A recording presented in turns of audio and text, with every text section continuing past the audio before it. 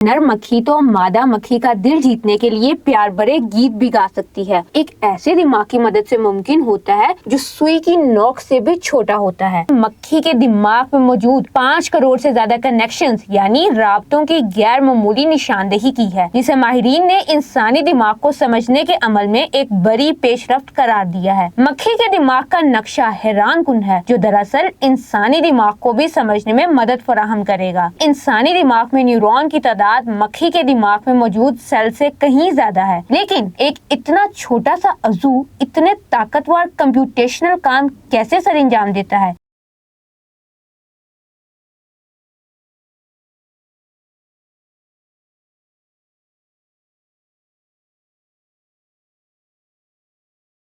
वो पैरों के बल चल सकती हैं, उड़ सकती हैं और नर मक्खी तो मादा मक्खी का दिल जीतने के लिए प्यार भरे गीत भी गा सकती है। और ये सब कुछ एक ऐसे दिमाग की मदद से मुमकिन होता है जो सुई की नोक से भी छोटा होता है। पहली बार साइंटिस्ट ने रिसर्च के दौरान मक्खी के सुई की नोक से भी छोटे दिमाग में मौजूद 1,30,000 सेल्स की शक्ल, मुकाम और हत्ता के मक्खी के दिमाग में मौजूद 5 करोड़ से ज्यादा कनेक्शंस यानी राब्तों की गैर मामूली निशानदेही की है। ये किसी भी बालिग कीड़े हशरात के दिमाग का किया गया अब तक का सबसे तफसीली साइंसी जायजा है, जिसे माहिरीन ने इंसानी दिमाग को समझने के अमल में एक बड़ी पेशरफ्त करार दिया है। मक्खी के दिमाग पर तहकीक करने वाली टीम के सरबराह का दावा है कि इस साइंसी जायजे से सोचने के अमल से मुतालिक मजीद तफसीलात मालूम होंगी। मक्खी के दिमाग का नक्शा हैरान कुन है, जो दरअसल इंसानी दिमाग को भी समझने में मदद फराहम करेगा। इंसानी दिमाग में मौजूद सेल्स को न्यूरॉन कहा जाता है।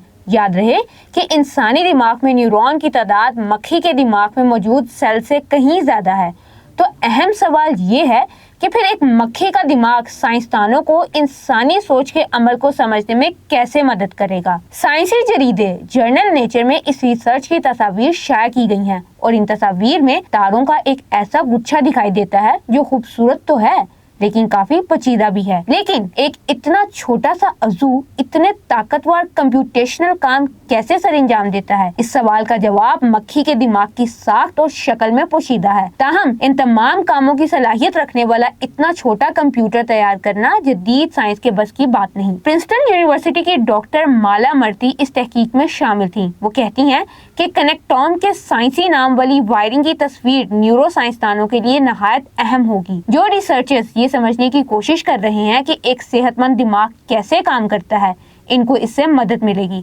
हम उम्मीद करते हैं कि मुस्तकबिल में ये मुमकिन हो सकेगा कि हम मुवाजना कर सकें कि हमारे दिमाग में जब कुछ खराब हो जाता है तो क्यों होता है और कहाँ होता है। मुहक्किकीन इससे पहले 2 सादा से कीड़ों के दिमाग के कनेक्शन को मुकम्मल कर चुके हैं, जिनमें से एक के दिमाग में 300 जबकि दूसरे के दिमाग में 3000 तारें देखी गई।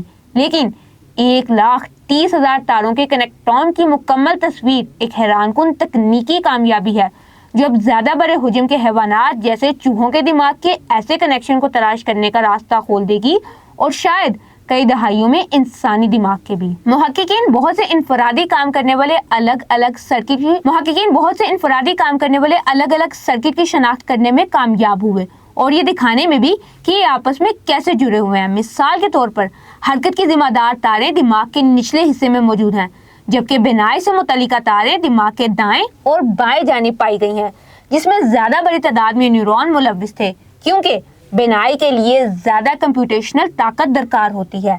अगरचे साइंसदान ये बात पहले से जानते थे कि सर्किट अलग अलग होते हैं, ताहम वो इस बात से लाइल्म थे कि इनका आपस में राब्ता कैसे होता है।